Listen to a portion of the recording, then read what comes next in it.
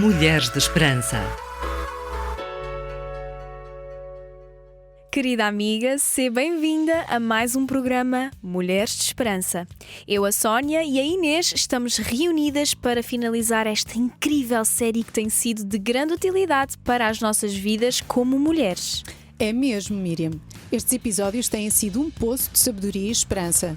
Pedimos que nos possas dar feedback nas nossas redes sociais se foste fiel em assistir a cada programa. Termos conhecimento disso vai dar-nos muita alegria e motivação para continuar.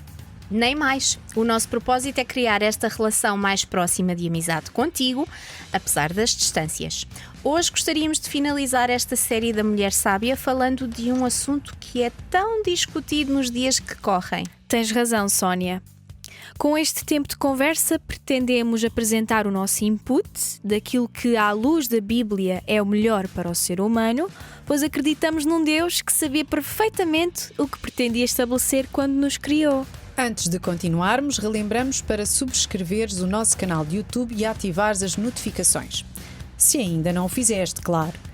Mas também podes encorajar as tuas amigas a fazerem o mesmo.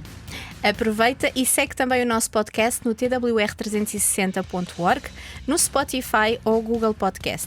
Assim ficas a par de todo o nosso conteúdo e podes ouvi-lo às vezes que quiseres, à hora que quiseres. Permanece desse lado para ouvires o último episódio da série Mulher Sábia, resguarda a sua sexualidade. Não percas! RTM Mulheres de Esperança. Conteúdo áudio, dicas de vida, motivos de oração e crescimento pessoal. Encontra a esperança hoje. Meninas, estão a par daquilo que aconteceu na Croácia?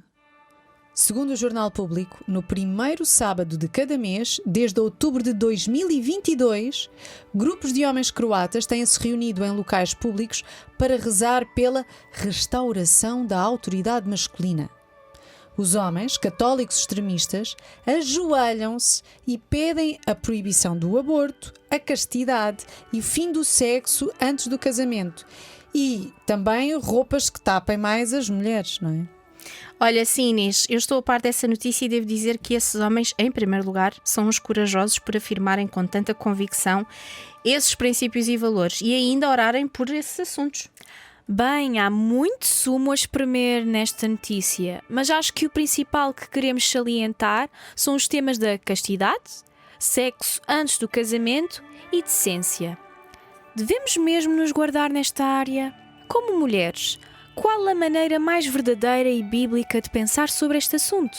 É uma excelente pergunta, Miriam. Se não sabias, sexo é um tema amplo no livro de Provérbios. A intenção original deste tipo de educação sexual era instruir os jovens rapazes sobre qual o tipo de mulher a escolher e qual o tipo a evitar. Muito interessante, Inês. Realmente a nossa Bíblia fala sobre tudo. Ao considerarmos o ensino de Provérbios sobre a diferença entre as boas mulheres das que não são, podemos examinar o nosso coração a fim de assegurarmos que somos o tipo correto de mulher. Por vivermos numa sociedade onde as mulheres têm liberdade como em nenhum outro tempo da história, o conselho de Provérbios sobre do que devemos nos guardar hoje não é aplicável apenas aos homens. Sim, no tempo em que o livro de Provérbios foi escrito, as mulheres não eram independentes como são agora, de maneira nenhuma. Apesar de gozarmos uma maior independência na atualidade, com esta liberdade vêm mais oportunidades para a tentação e pecado sexual. Sim, a tentação existe, ela é real e cedermos a ela provoca consequências reais e espirituais que nos afastam da boa, perfeita e agradável vontade de Deus. Podes não acreditar nisto. Quereres apenas seguir com a tua vida de prazer e fazer aquilo que bem entendes com o teu corpo. Mas repara, neste momento, pedimos-te que reflitas connosco sobre este assunto. Se desejamos tornar-nos sábias para lidar com as nossas próprias tentações quando se trata de sexo, temos de entender onde e quando elas surgem e como dominá-las. Reflete connosco. Porquê é que sexo fora do casamento é tão mau? É um capricho dos mais conservadores e religiosos? É uma proibição sem sentido que viola a minha liberdade? Bem, se já te questionaste alguma vez sobre estas perguntas, queremos esclarecer-te que, segundo a Bíblia, o pecado sexual, tal como todos os outros pecados, surge no coração e pode demonstrar-se em ações e contaminar os nossos pensamentos, palavras e atos.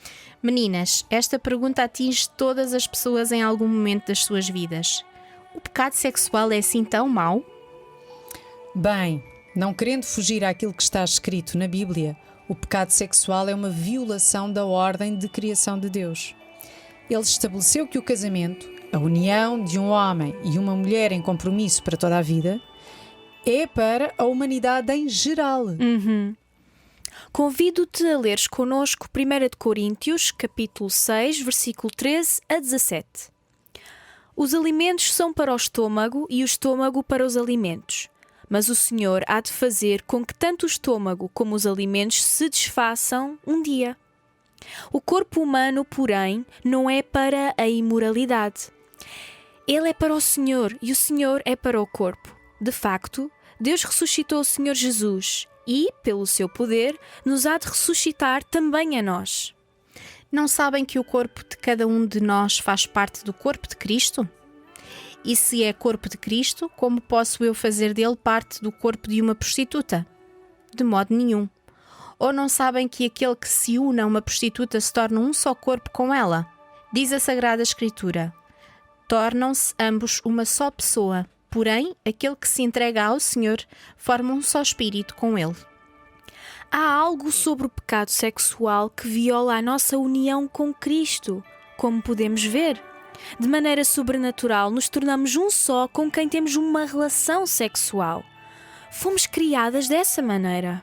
Exatamente. É mais do que uma união física, há uma componente espiritual também.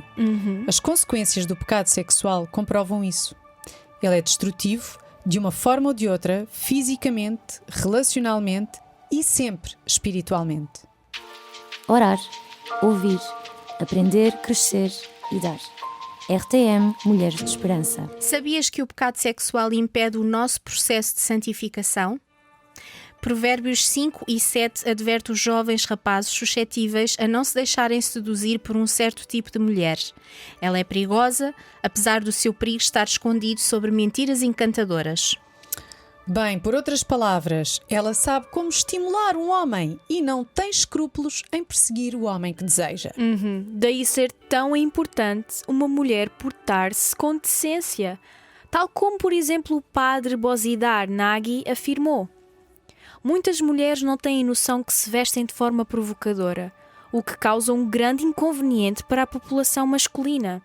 As mulheres deviam assegurar-se que não fazem com que os homens pequem por causa dos seus comportamentos e roupas. Nós podemos ficar lisonjeadas quando alguém nos acha atraentes, mas Satanás sabe bem que esse tipo de apelo para o nosso ego é enorme. A tentação para o pecado sexual com frequência vai nos atingir, tocando o nosso ego, sejamos homens ou mulheres, e há terríveis consequências para os que cedem. A mulher imoral de Provérbios nos ensina muito sobre o nosso próprio coração. Descobrimos que ela é uma mulher inquieta, isto é, está sempre à procura de algo diferente daquilo que ela já tem. Nós vemos isso na mulher solteira, que está desesperada por um marido, e na casada, alguém que quer um marido diferente ou um casamento perfeito. Sónia, a mulher imoral é aquela que busca satisfação à sua própria maneira e com os seus próprios meios. Notamos que ela inflama a luxúria, como está escrito em Provérbios 7, 18 e 19. Vem, saciemo-nos de amores até ao amanhecer e gozemos as delícias do prazer, porque o meu marido não está em casa, partiu para uma longa viagem. Homens e mulheres expostos ou que se expõem a estímulo sexual vão ceder à luxúria. A mulher imoral procura enredar quem ou o que ela quer com o seu discurso. Os jovens são aconselhados a abraçar a sabedoria para que não sejam vítimas da mulher adúltera que lisonjeia com palavras. És suscetível ao lisonjeio de um homem com quem não és casada? É provável que sejamos suscetíveis ao cortejo de homens não disponíveis, se as suas palavras nos atingirem numa área de fraqueza ou decepção pessoal, ou numa área onde temos sido desiludidas pelo nosso marido. É preciso estar atenta. A mulher imoral também é caracterizada por uma recusa em pensar seriamente sobre a vida. Ela evita usar a mente, mas a mulher sábia, aquela que vive em humilde confiança em Deus, é capaz de enfrentar a realidade com contentamento e pensar no impacto dos seus comportamentos e ações. O prazer sexual é um escape comum. É só pensar em alguém que já traiu o seu cônjuge durante um período difícil do casamento, ou na mulher solteira que já dormiu com mais homens do que pode contar, ou no homem viciado em pornografia, cujo vício começou quando navegava na internet para fugir da solidão, por exemplo. A mulher sábia, seja solteira ou casada, reconhece que o pecado sexual é uma violação do matrimónio e, por esta razão, ela procura proteger não apenas o seu próprio casamento, como também o dos outros. Uau, isso é crucial, Sónia. Todas nós somos chamadas a valorizar o casamento, simplesmente porque Deus o valoriza. Para as casadas, uma forma de proteção que a mulher sábia deve cultivar é uma vida sexual ativa e saudável dentro do seu próprio casamento. Derek Kidner escreveu sobre isso e ele dizia: é muito importante ver o deleite sexual no casamento como um dom de Deus. E a história confirma que quando o casamento é visto principalmente como um contrato de negócios, não apenas Deus é grandemente incompreendido, como a paixão humana busca outras fontes. A Bíblia não é hipócrita. O sexo e todas as suas expressões não são proibidas. Não podemos nos escapar a Cantares de Salomão, que é considerado dos livros mais eróticos da Bíblia. O sexo é uma bênção em contexto de casal. Portanto, mulher que és casada, se queres evitar tentações de pecado sexual, vive o sexo com o teu próprio cônjuge. No entanto, para a solteira que não consegue ter uma vida de plena castidade, casa. É o apóstolo Paulo que recomenda em 1 Coríntios capítulo 7. Mas se não sentem forças para isso, casem-se. É melhor casar-se do que arder em desejos. Olha, eu acho ótimo as coisas que aprendemos juntas. A Bíblia é esta fonte inesgotável de sabedoria e eu estou radiante por poder compartilhar as suas verdades com as nossas ouvintes. Eu digo o mesmo, Inês. Amiga que estás desse lado, já sabes, aguardamos a tua presença no próximo programa. Fica atenta aos conteúdos atuais que trazemos. Exato. É tudo por hoje. Eu, a Sónia e a Inês estamos a orar por ti para que te possas guardar e evitar de cederes à tentação. Conta a tua história por mensagem privada e não te sintas constrangida em contactar-nos. Estamos aqui para ti. Esperemos que encontres esperança hoje. Este programa foi produzido com donativos de pessoas que voluntariamente contribuem para este projeto. Ajuda-nos a levarmos esperança a todas as mulheres. Contacta-nos pelo e-mail mulheres@radiotransmundial.org.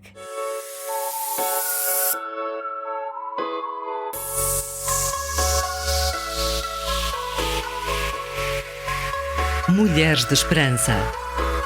Uma produção RTM Portugal. RTM Portugal. RTM